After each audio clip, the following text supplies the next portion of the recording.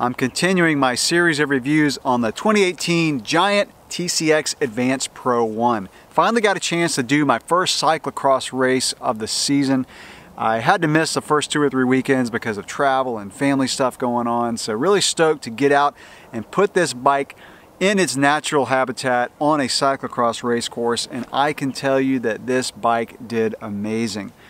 Let's talk about the handling of the bike. Now this course, the race was the 6th annual Spooky Cross, which is a classic here in Florida. Actually my first time getting out and doing this race. I was really happy to get involved with this race. It was really a great atmosphere, festive atmosphere. It's always the weekend before Halloween, and really good attendance for this race.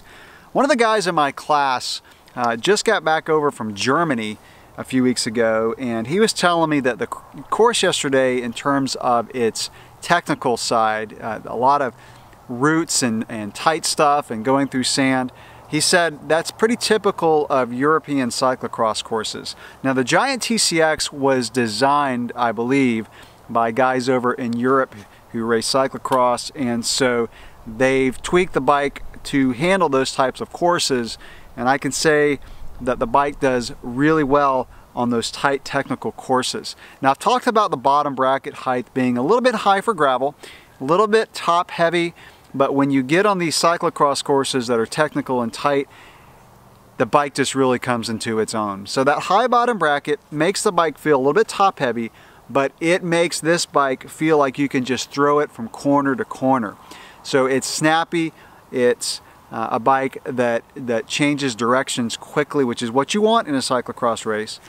But also the higher bottom bracket allows you to crank over off-camber stuff and in corners. So this course had a really cool design. It was a pinwheel in the middle of the course, and you go into this pinwheel in the beginning and you're kind of going round and around, and then you come out of it and you go back into the pinwheel later on in the race, and so you're back in the middle of this thing going round and round. It was really cool. I don't know how the guys designed it, but it was, like I said, pretty unique. But being able to crank hard, leaning the bike over into a corner, was really aided by this higher bottom bracket. So even though the bike doesn't feel quite as stable as a bike with a lower bottom bracket, when you get on these cyclocross race courses, having a bike that doesn't have pedal strikes as easily, and having a bike that is just nimble and agile, you really appreciate it. And so the handling of this bike was spot on for a cyclocross race. The gearing was perfect for this race course. Front has a 40 tooth chain ring. The back is an 1136. Perfect gearing for cyclocross. It is a 1x system, which I think is pretty much going to be standard on cyclocross bikes today. I don't think you're going to see very many cyclocross bikes being released, newer bikes that have a 2x system. It's just too much complexity, too much to go wrong on a cyclocross race course when you have a front derailleur. Now gravel's a different story. We'll talk about that in a few minutes, but for cyclocross racing, this 1x system was great. No issues. I've never had a chain drop on this bike. Never had a problem with the chain, you know, either rubbing or coming off. It's just been perfect. So the gearing was spot on for a cyclocross race course. The shifting on the bike is really precise, really crisp. I had mentioned when I first started reviewing this bike that I was a little apprehensive about getting used to SRAM after being on Shimano for so many years. But I can say now that the SRAM is totally intuitive.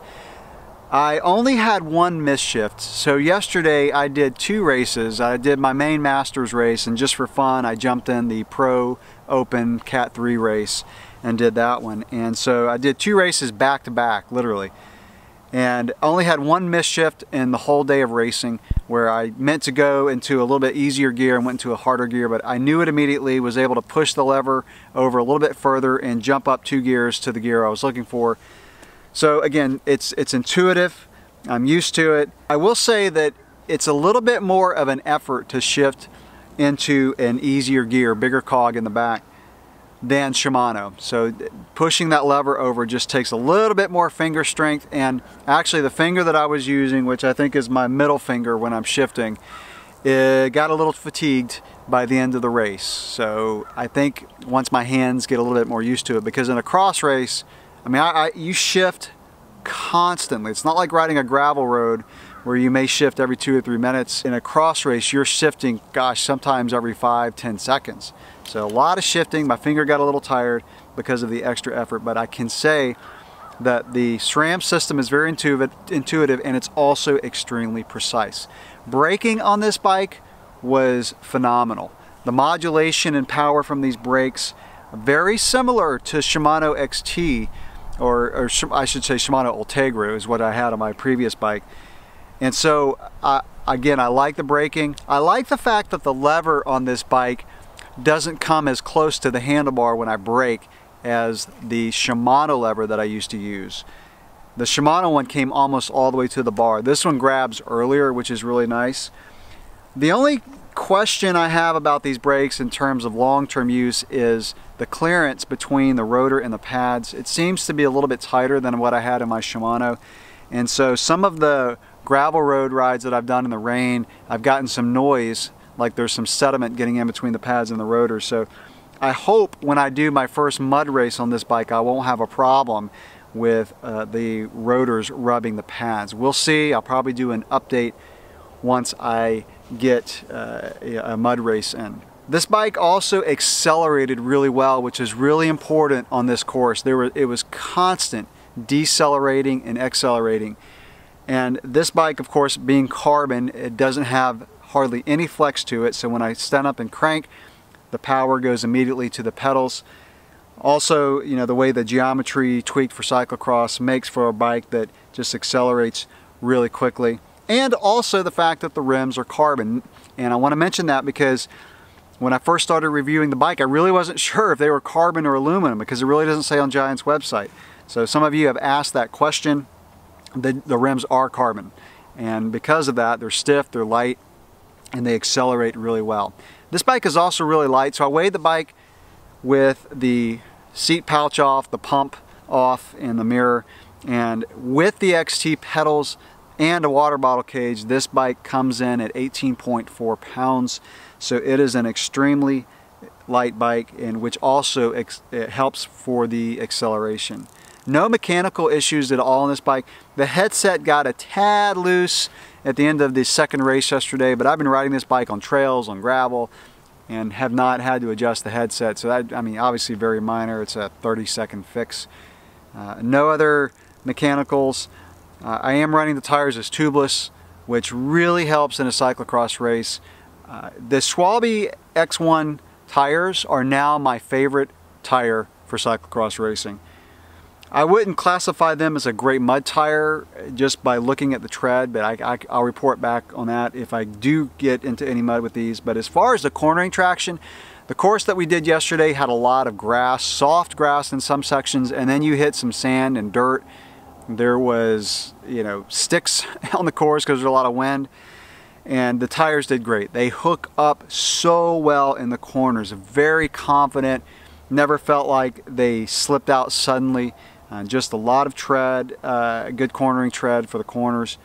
And like I said, being tubeless, they formed well over the roots and the small stuff. So really, really good tires. And again, appreciate that the bike comes with tubeless ready tires, comes with tubeless ready rims. And if you get one of these, highly recommend just go to tubeless as soon as you get the bike. I do have a power meter on the bike, which I did not use in the cyclocross race. It is just pretty impossible to look down and look at your power meter readout while you're riding in a race. I really just use it for training. It's kind of cool at the end of the race to look at the data and see what your max power, average power was, but that too doesn't really help me. It's just kind of cool. The main thing for the power meter is just getting out and doing intervals during training. Cyclocross, your power is going all over the place. There's no way you can try to hold a constant power. You may have a section that's 30 seconds long at the longest. Then you're going on turns, you're going through sand. So power meter doesn't really help for cyclocross racing. So to really sum up this bike, it's good for gravel roads. It's great for cyclocross racing. That's where this thing just comes into its own. Just as a teaser, I am getting my hands on a long-term test for a gravel bike. And I'm going to be doing a lot of comparisons between a cross and gravel bike, carbon cross and carbon gravel bike. That's going to happen in the next month or so, and it's actually a bike that I'm going to purchase, so it's going to be a long-term test.